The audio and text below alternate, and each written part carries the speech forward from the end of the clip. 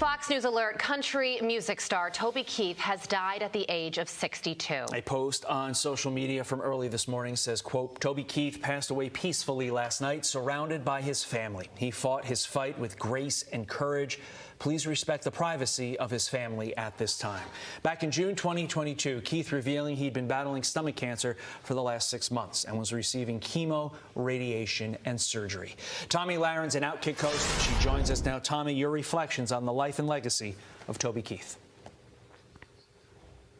Well, I got to tell you guys, being here in Nashville, Tennessee, obviously it hits a little different here in Music City. Toby Keith, such a big part of this town, such a big part of country music, and he was actually the first concert I ever attended, so he holds a really special place in my heart and the heart of so many Americans as well. And I can't help but think about his patriotic anthems, courtesy of the Red, White, and Blue in the aftermath of 9/11, such an anthem for Americans. He gave us such a cathartic release, and he was just such a fantastic patriot, so important to country music.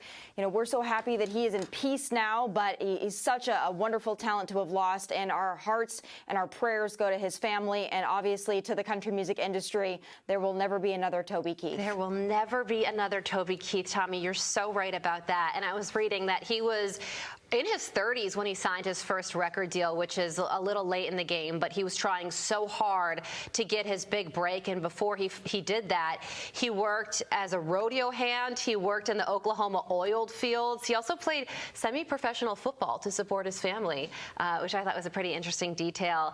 He talked about his early days wanting to be in the music industry when he was in his teenage years. He posted this on his social media just 5 days ago. Watch this, Tomi. First song I ever wrote, I was 14 or 15 years old.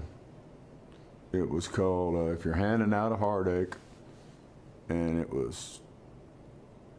wasn't bad, it was structured right, but it wasn't very good either. And but the people around here, when I played it, were like, wow, that's a great song. It's just a song. You know, that was 5,000 songs ago. That was 5,000 songs ago, he said. And then think about all of the songs that he has written since. I think one of the reasons he's so special is because he has this beautiful voice. And also, he just has such a clever way with words. His lyrics, Should Have Been a Cowboy, courtesy of the Red, White, and Blue. We were talking about that song before. I Love This Bar, American Soldier. I mean, these songs, Tomi, really are, in many ways, the anthems to our lives.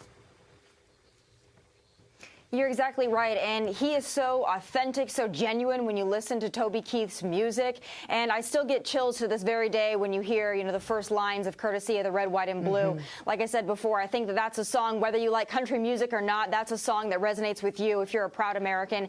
He was certainly a proud American. He loved this country. He loved this family. We need more men like Toby Keith, and he will never be forgotten, of course, in country music or in the music industry in America. What an amazing man and such a loss for us today. Absolutely random fact about Toby Keith that I just found out.